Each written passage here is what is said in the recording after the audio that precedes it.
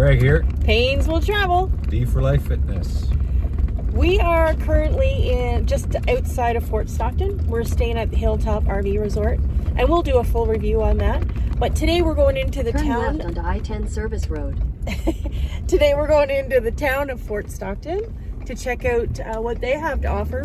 When we planned our trip, we had stumbled across quite a few Continue YouTube on videos I-10 Service Road for 1 mile. Fort Stockton, and there's a lot of history in this town, so we're going to go in and see what we can find out. Okay, so we just stopped at the visitor center, and oh my gosh, is it windy today? Whew. Anyways, she gave us a book here, and it is giving us the historical Fort Stockton driving tour. So we're going to take you along as we do the driving tour.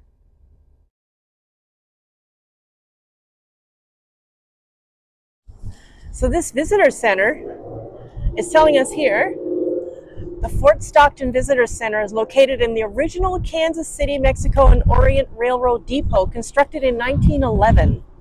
The city secured the depot in 1991 and rehabbed the building to become the community's official tourism center. And it'll give us lots of history inside. The first train arrived in Fort Stockton in 1912.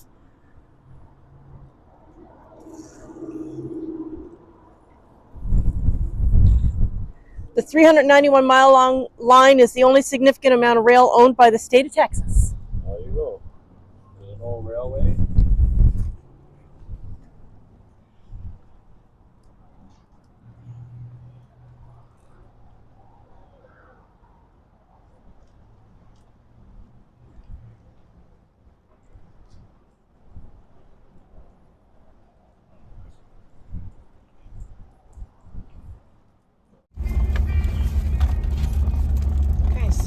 Historical Main Street, and the first stop is First National Bank, which is on 2nd Street. There's 5th.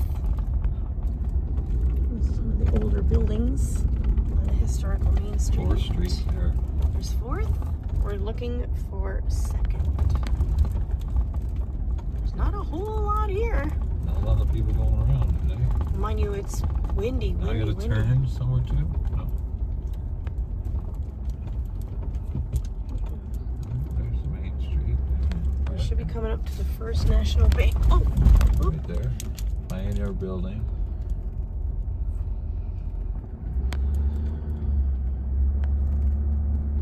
I wonder if we can walk around here like park. That looks like a bank right there.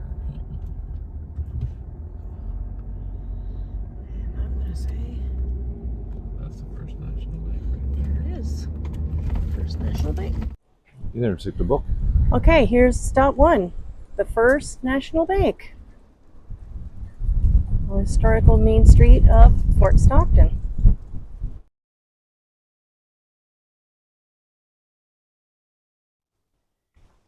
Okay, stop number 4. We've decided to walk instead of drive. Is the Gray Mule Saloon.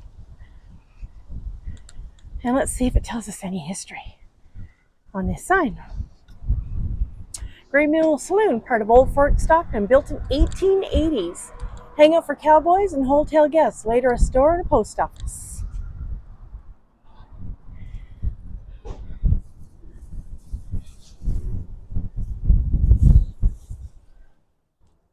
Opens 3:30. Opens at 3. Oh, maybe a little more history here. Gray Mule Salon. The Gray Mule Saloon, 1890, was one of the several saloons in early Fort Stockton. Cowboys camping on the Pecos River would frequent the saloons, which were sites of several gunfights and shootings. In 1894, Sheriff A.J. Royal was in the process of purchasing and fortifying the saloon prior to his assassination at the courthouse in November. The building has had various other uses, including a restaurant, bookstore, and a gift shop. Oh boy, I'm really hoping that you can hear this well. Pecos Courthouse is number 6. What's number 5?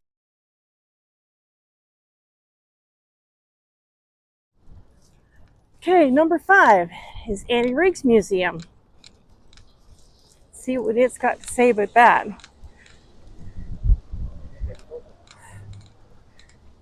Annie Riggs Museum was originally the Coher Hotel, built in 1899.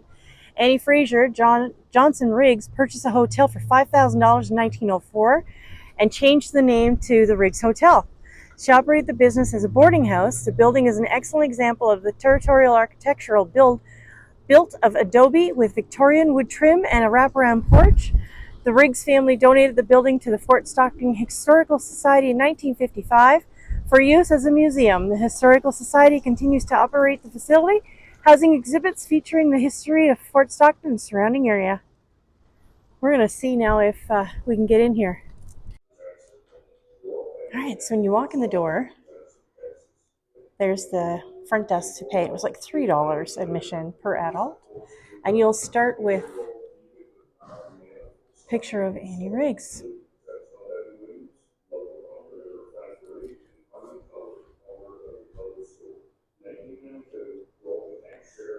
And here are the rules. Guests without baggage must pay in advance. No account carried longer than a week. A boisterous and profane language strictly forbidden. All drinking or gambling in rooms is strictly forbidden. Please do not spit or throw ashes or matches on the floor. Well, that would be really nice, wouldn't it? Guests wishing early calls must notify the clerk before retiring, and damage to the furniture other than ordinary wear will be charged to the occupant's room. Guests must refrain from all singing or loud talking after reasonable hours. Persons engaging rooms will be charged for the same. Persons engaging rooms will be charged for same from time rooms are placed at their disposal, whether occupied or not. Okay, that was a tongue twister. Please extinguish lights beyond leaving the rooms or retiring. Extra charge for burning lights unnecessarily. It is expected that parents will exercise proper care over children and not allow them to make a playground out of the halls or parlors. No mini sticks being played in this place. Money, jewels, and valuables must be left with the clerk in office, otherwise proprietor will not be responsible for any loss. This looks like one of the main dining areas. There's lots of historical things, artifacts, dishes. You walk out back here, and this, I guess, was their courtyard. All the branding irons are hanging on the wall here. What's in there, Craig? Make your mark. This is each room, the Pioneer Club rooms. The Pioneer Fort Club. Stockton, Texas, club organized 1933. I remember Pico County residents prior to 1908. You can go in each room. Here it says, make your mark.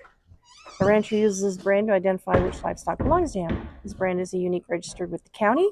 Brands are usually made up of letters, numbers, shapes, and sometimes even illustrations. Sometimes they even represent a rancher's personality.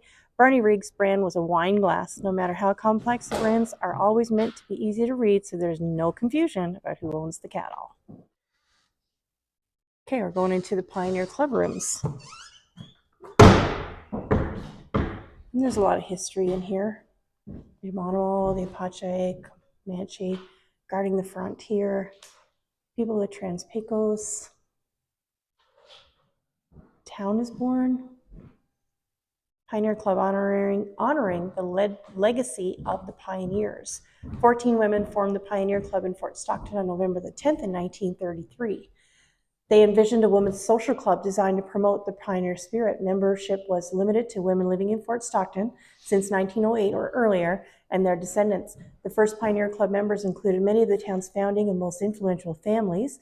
Over the years, the Pioneer Club contributed valuable objects as well as financial support to the Annie Riggs Memorial Museum. Another room filled with artifacts. Pioneer stuff.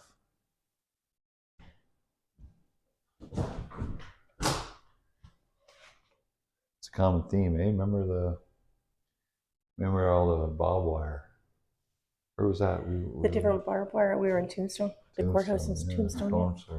All the different types of barbed wire. Yeah. Yeah.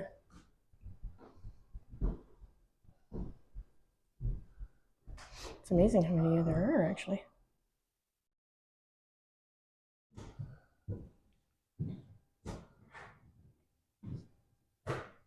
More artifacts and photos.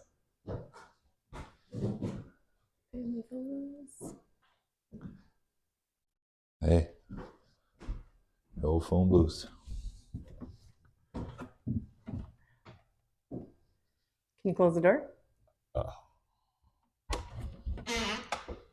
Barely. The old phone booth, eh? Every room in this museum has a different theme. So they just give you some of the history. The ladies. Old barber chair. Typical dress. Oh, look at that sexy bathing suit. The old barber chair.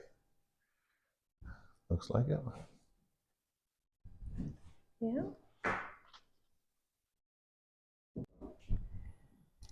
This hotel was built before electricity or central heating and air conditioning were available in Fort Stockton.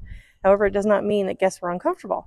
Thick walls made of compressed dirt bricks kept the rooms from heating up too much during the hot summer days and helped retain the heat from the stoves on the cold winter nights. And here would have been the typical kitchen.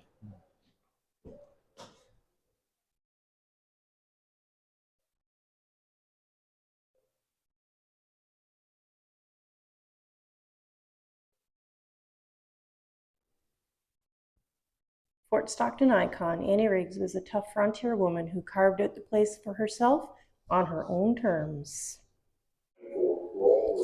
This is one of the sitting rooms. Some say he initiated a color store. Marshals were sent to bring order back in town at the request of Judge O.W. Williams. Royal ran for re-election as Number 6 is the Peso County Courthouse. In 1875, Pesos County was officially organized in St. Gall, later named Fort Stockton, was designated as its seat of government. The current Peso County Courthouse is the 4th since the county's founding. The first was 1875, second in 1878, third in 1883, and the fourth in 1912. Were built on the present site. Major renovation in 1930 removed the central dome from the building's roof. And I'm hoping that you can actually hear this because the wind is crazy today. And number 7 is the Zero Stone Park. And Zero Stone Park, located in the South Pesos County Courthouse, is the home of the Zero Stone, which is the center of a plaza called St. Gall. All lots in St. Gall are referenced to this position. The date on the stone is 1847. However, the stone was set in 1859. Original site of Camp Stockton was built using the Zero Stone as its primary point of reference.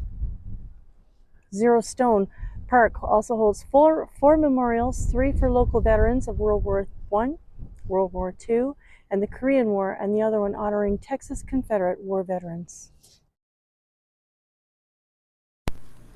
It was a beautiful park to walk around. They had lots of monuments. They were very, very, very nice, well put together.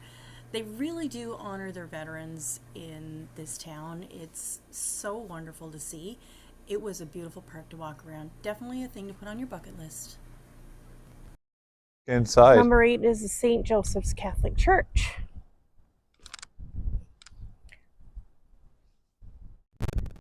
Catholic Church. The first services were conducted in 1872 by Father Claude Gillette Oh, you can't go and in. Father Adolfo, Guchon. Construction of the present church building began 3 years later. Located on the land donated by Peter Gellier. Okay, number 9 is the historic Old Jail. Built its first jail in 1877 after the county was created in 1871 and organized in 75. Construction began in 1882 on the second 2-story jail of native sandstone. The county dedicated the jail on December the 10th, 1884. Several additions and modifications to the structure have been made through the years, the most significant in 1912 and 13. The jail is currently operated by the Pesos County Historical Commission and houses a museum dedicated to the Pecos County law enforcement. So we're going to see if we can get in there for a little tour.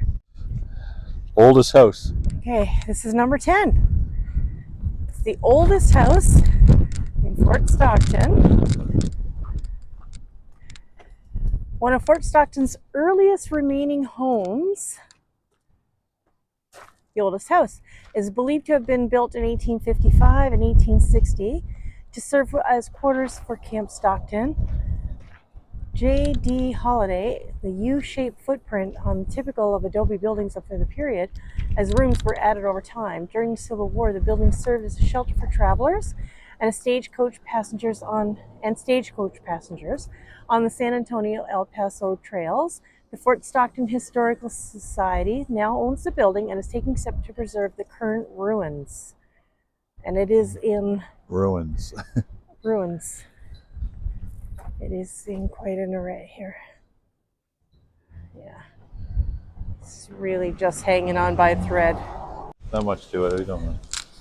Number 11 is the first schoolhouse.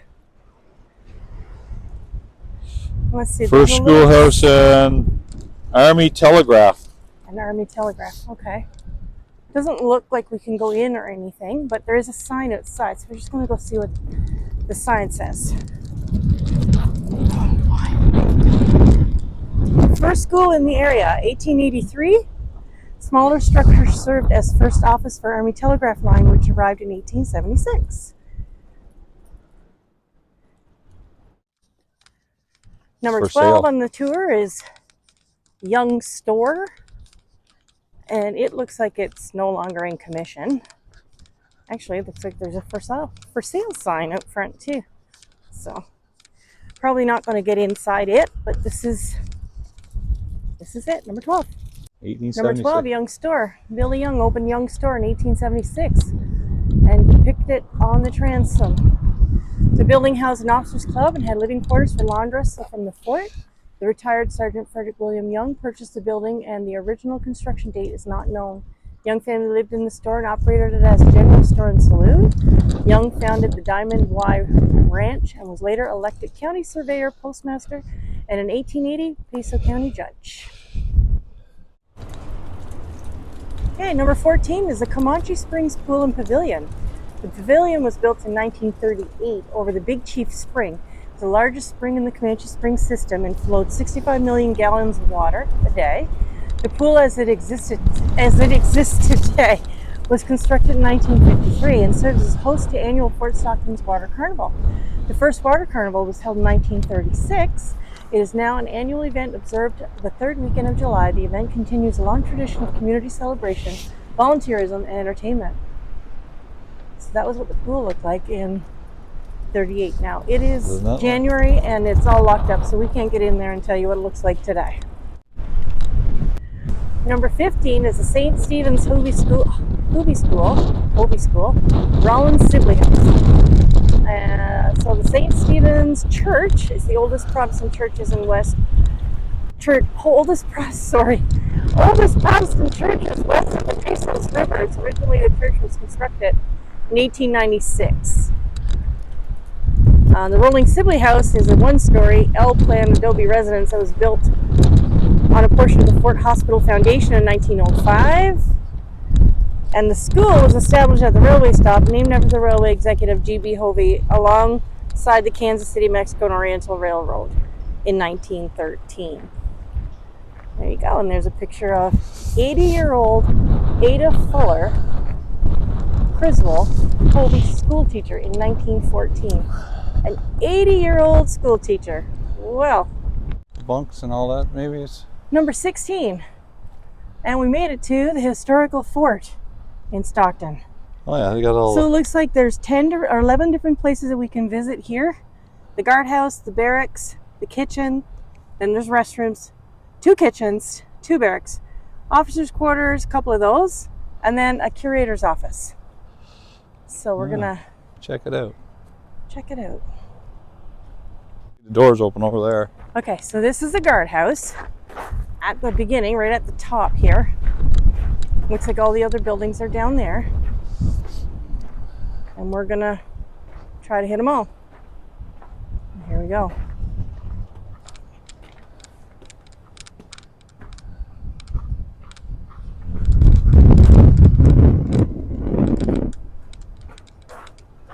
It's kind of cool, actually. Yeah? Okay.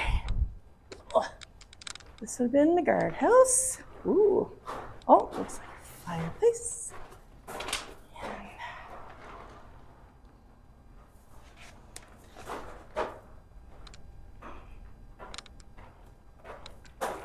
Oh, looks like maybe a spot for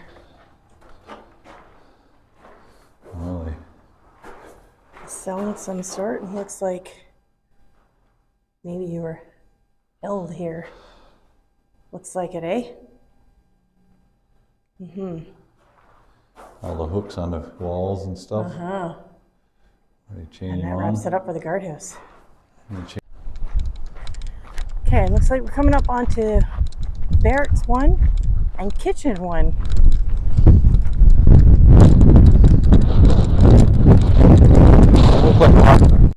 So Barracks 1 and Kitchen 1 were actually locked, and I decided to turn the sound off simply because it was just so windy. Here we're coming upon Kitchen number 2, and so we're going to go in Kitchen number 2 right now. There really wasn't much to see. There's just a big room. They really didn't have it set up still, so it would just give us an idea of the space. They did have some artwork set up and some posts around with a little bit of history, but there was no actual kitchen that was set up there that could give us what it looked like before. Right beside Kitchen number 2 was Barracks number 2. And they did have this room all set up as to show us what it would look like when they were there years and years ago, a typical barracks, how it was set up. Doesn't look very comfortable. They all had their own little cubby, it looks like. And a trunk at the end of the bed, if you can call that a bed. And now we're heading up to officers' quarters. Let's see what's going on inside there. Looks like your typical setup. Your potbelly wood stove, some antique chairs. They did have photos all around. Lots and lots of history.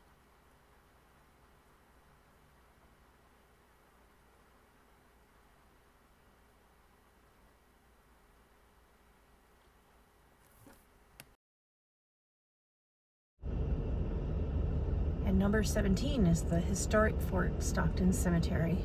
The Army returned in 1867 after the Civil War and rebuilt the fort. The cemetery was established in 1875. Many of the soldiers are buried there. And that wraps up our walking tour of Fort Stockton. We hope you enjoyed it, and let us know in the comments if there's anything that you see there that you think would be interesting to see. It was really fun. It was full of history. We had a lovely lunch at one of the local diners, and before we left, even got a travel blessing from a local resident there that was at the diner. It was so awesome. What an experience. Wow, was it windy. Be sure to tune in next week when we do a full review on Hilltop RV Park and Resort.